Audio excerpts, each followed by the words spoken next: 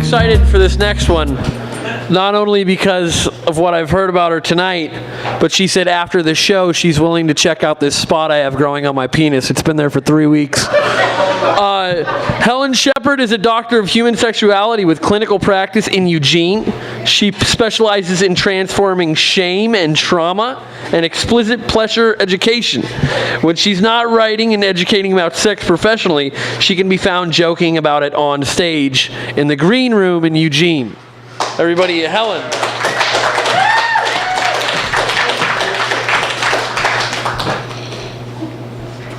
Hi, thank you. I'm so excited to be here. I love the forest. I grew up naked in a forest in Coburg. I grew up on a failed hippie commune, actually. My parents did it the opposite way of most people, in that they took some acid in the forest and decided they had a vision that made them decide they needed to join organized religion. So I grew up Mormon on a ex-hippie commune. Yeah, and now I'm a sex doctor. I used to work actually for an environmental nonprofit here in Oregon, and a few years ago I lost that job, and I was pretty upset about that. I really loved that job. And so, like most people who have just lost a job and are very upset about it, I was spending a lot of time masturbating. And I started thinking, I was taught that you should take what you love and turn pro. Is there a way that I could just legitimately spend all day watching porn? So I went to graduate school. And graduate school in general is kind of a lot like a circle jerk, if you didn't already know it, because everybody's kind of stroking each other's egos, and eventually somebody ejaculates original research, and then other people use it to get themselves off. In my case, my graduate school experience was actually a lot more like a circle jerk, because we were naked in rooms together, and I touched a lot of genitals and had orgasms in public. True story, I studied sex. But I paid them to go to school. I wasn't getting paid to have this public orgasmic experience. I was paying somebody, and so consequently, I am a doctor of human sexuality. And I am a clinical sexologist. Most people know that colloquially as a sex therapist. I am not, for legal reasons, allowed to call myself a therapist. I think that the real therapists are jealous of my job because, I get to hug my clients after I tell them that they're okay. And if we want to, we can get naked together and look in a full-length mirror and talk about our bodies. I also touch genitals, but I'm not a prostitute. You can tell because I don't make as much money as prostitutes. I've actually known some professional sex workers who have said, yeah, I could become a sex therapist. I mean, what I do now is mostly like therapy. I could kind of legitimize myself, but why would I take a pay cut, So I love studying sexology. Not just because of all the different people I meet and the intimate things that they tell me and the intimate things we do together, but because I really like to work the phrase anal penetration into casual conversation. So when I'm at a dinner party and somebody asks me what I do and I say I'm a sexologist, they're like, wow, sexology, huh? And I say, yeah. Right now I'm writing a chapter in a book about healthy anal penetration and what kind of lube you want to use and some moves that you want to do to relax the sphincter. And people are like, whoa, okay, I did not mean to start talking to you. That was a bad conversation. And then I just smile at them. I like it. But it works also when men try to hit on me. They find out I'm a doctor of human sexuality. They say, oh, you got any sex tips you want to show me? And I say, well, yeah, anal penetration is really a lot of fun. A lot of people really like it. And then usually the men are like, whoa, didn't really want to open that bag of worms.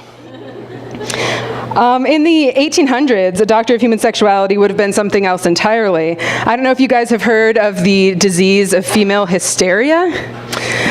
For hundreds of years, women who displayed any number of hundreds of symptoms, like sleeplessness or sleepiness, sexual desire, and the craziest symptom of all, having an opinion, If a woman had any of those symptoms, she would be diagnosed with hysteria, which they attributed to a wandering uterus.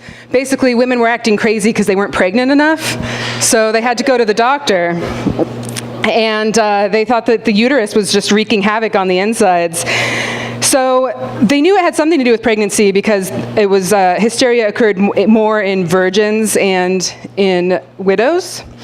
And this makes sense because hysteria is basically like a fancy, scary, made-up disease, meaning that a woman was actually just extremely fucking horny. And I think we all know that having kids is like the fastest way to cut back your sexual desire. So hysteria was more in single women. And so women who were diagnosed as hysterical would go to the doctor, and the doctor would masturbate them. Of course, they didn't call it masturbation, they called it pelvic massage. They were so convinced that women could not feel pleasure that they would massage them, and the doctors would be like, oh, this is so boring. You know, this crazy woman, I'm touching her until she like erupts in a fit of hysteria, orgasms. And it was so difficult and obnoxious for these male doctors to have to touch female genitals that they invented vibrators. So we, ladies, have historical males ignoring female pleasure to thank for the vibrator. So I really appreciate that doctors were so bored of touching the women and making them come.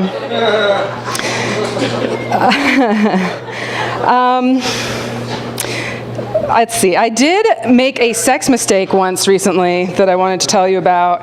Not that I made a mistake with my sexual act, but that I blurted out, I love you, to somebody that I hadn't said that to before while we were fucking. And I want to just impart my advice as a sex doctor to you. Don't do that.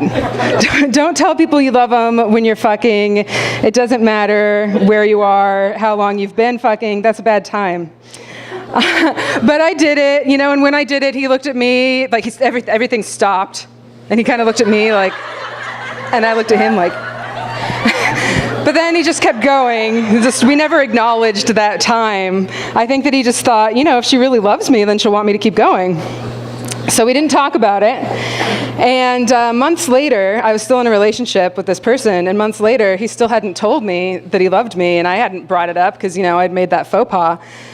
So I decided I had a strategy to address the issue, and I picked him up, took him to the woods, went camping, and we ate mushrooms together. And we ate these mushrooms, and I had a lot of energy. I was like, I gotta go for a hike, and he had melted into the forest, so he couldn't move. I had to leave him behind for a bit. And when I came back, he's like, wow, Helen, I'm so glad that you're back. I've been thinking about you. I love you so much. And I was like, yeah, mushrooms worked. I did it. But then I realized that I had given him too many mushrooms, because the next thing he said was, you know, I just love you so much. Do you ever think about getting married? And I was like, yeah, I think about not wanting to get married. Does that count? Or but you know what? I'm 29 years old now, and I'm starting to get that time in my life where my friends are getting pregnant, and maybe they're getting pregnant for like the second or third time, and I want to feel that special feeling too. You know, I want to have an abortion. On the way up I-5, there's a billboard that says, abortion, a lifetime of regret. And there's a kind of teenage young woman hanging her head in shame. And I want to get a billboard and put it up right behind that billboard and have it say, parenthood, a lifetime of regret. Now with responsibility. You know, I think it's silly that the pro-choice movement uses the message, abortion is murder. Because abortion isn't murder. Murder is murder. And before we had safe abortions, women habitually would smother babies or throw babies off of cliffs. And I really think that that's a lot worse than having an abortion. Yeah. But you know what? I am, as I said, I'm 29. My uterus is kind of starting to ripen. And it used to be that I could tell that I was ovulating, because when I saw babies crying, instead of being like, I was like, oh, that baby needs somebody to love it. But now that I'm getting older, it's not just when I'm ovulating, it's kind of all the time. And I had this really uncomfortable experience on an airplane where as we started coming down, the baby started crying. And at first I was like, oh, baby's crying. Oh, poor thing. But then as the time goes on, like I'm hearing this baby crying and I'm feeling my hormones like really taking over. And then it kind of started to make me horny. And I was like, oh God, I want to have a baby. Like, oh, this is awful. That baby's crying and it's making me horny. It was really uncomfortable. Like that's pretty fucked up, I didn't like it. I did not choose that experience, but my body. As a woman, having said that, I want to let you guys in on a secret, or maybe just a word of advice. If you have a penis, don't trust it near a uterus. Do not trust uteruses. I can't even trust my own uterus. When I was first getting to know my boyfriend, and I was really falling in love with him, we woke up one morning and we were just talking casually about stuff and children. In an abstract way, came up around the topic of conversation, and then a little while later we kind of started making out, and I just couldn't stop thinking about the fact that we were just talking about children, and my uterus was yeah, you don't need to use a condom. And I was like, wait, I'm pretty sure that I'm ovulating right now. I don't think that I should be doing that. I don't want to have any kids. My uterus is like, no, it's okay. You don't need to use a condom. One time won't hurt. It'll feel good. I'm like, no, uterus, stop. I can't, I don't want that. I don't want that. And so the next day I got an IUD because I needed to put something artificial inside myself to stop myself from reproducing. If I can't even trust my own uterus, how can a person be expected to trust their penis near a uterus? I don't know. Some women even get pregnant accidentally pregnant on purpose. It's a very real, very common thing. My brother, for instance, he knocked up his already ex-girlfriend. And at the time, they broke up and she was saying oh, I can't live without you. I want to be a part of your family. Please take me back. And they ended up having, breakup sex. And somehow magically, after they'd been broken up, she happened to get pregnant that time. But he's really happy. He loves his daughter. They're still broken up, but his life has changed, and he was telling me, before his daughter was even born, he said, you know what, I never knew what love was until now, and she's not even born yet, and I just feel these feelings that I've never had. And I started to say wow, I can understand how life-changing something so unexpected must be. But I said I understand, and he's like, no, you can't understand. You don't have kids. You'll never understand how it feels to really love something. And I kind of thought, well, you've never rescued a dying dog off the street and nursed it back to health like I have. And I could argue that is true love. But instead I said, you know what? To have a life so devoid of meaning that it takes an ex-lover stealing my genetic material to finally understand love, yeah, actually, you're right. I don't know what that feels like. So the moral of the story is anal penetration. Thanks, guys. I'm Helen Shephard. Check out my Facebook is Eugene Sexology. Email me at slutscapade@gmail.com if you want to talk about sex. Thank you very, very, very much.